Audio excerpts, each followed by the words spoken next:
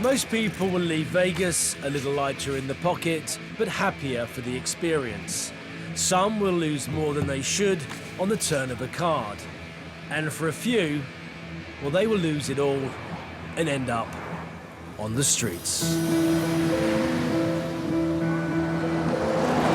I'm on my way to meet a local journalist called Matt O'Brien. For the last 10 years, he's written extensively about the underbelly of this city.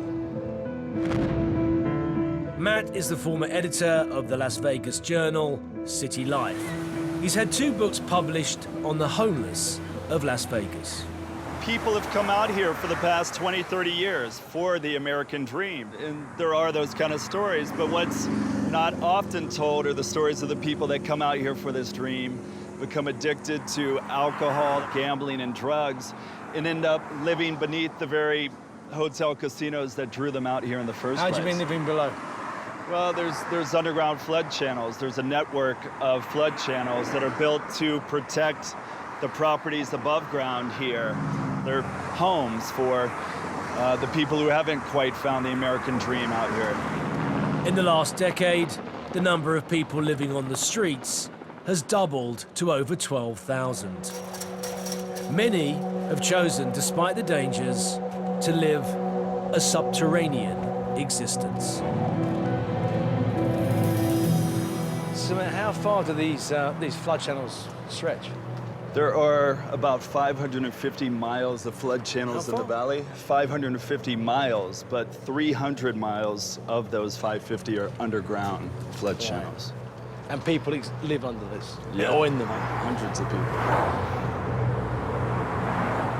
It's hard to believe there are actually people living right under the street. Well, yeah, you can start to see remnants right when you get in.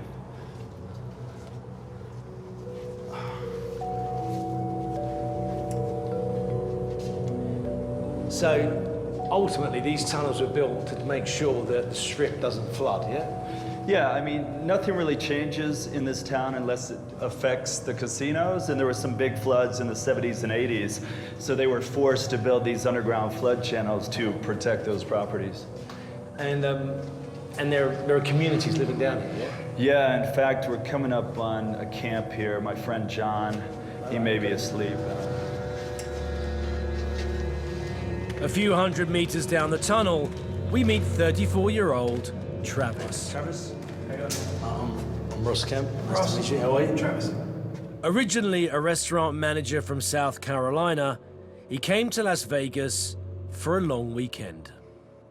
And how long have you been living down in the tunnels? 11 years off and on.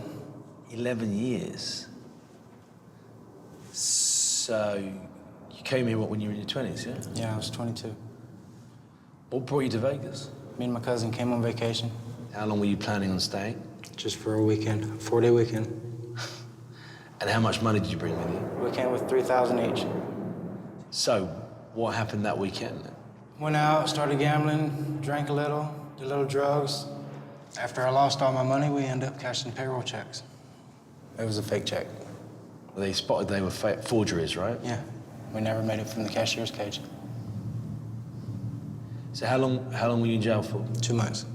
After the 2 months in jail, we got put on probation for a year. We finished our probation and stuff, so we were still homeless and stuff. Nobody was hiring and stuff, especially with, not having ID, not having a place to stay, no address, nowhere to take showers and stuff and everything. Yeah. It's difficult to get a job, right? Yeah. So how did you make a living? Sometimes I'll panhandle, go up and sit on the bridges and stuff and hold a sign out. Sometimes I'll collect cans. Sometimes I'll walk through the casinos, and get little bitty credits or whatever, that people leave behind on the machines. So do you still gamble? Yes. You know that the odds are stacked against you, but you'll still take your chance of beating the machine. If a man made it, then a man can beat it. He's just got to, figure out the combination. And sometimes you get lucky. Would you say you're addicted to gambling? Yeah.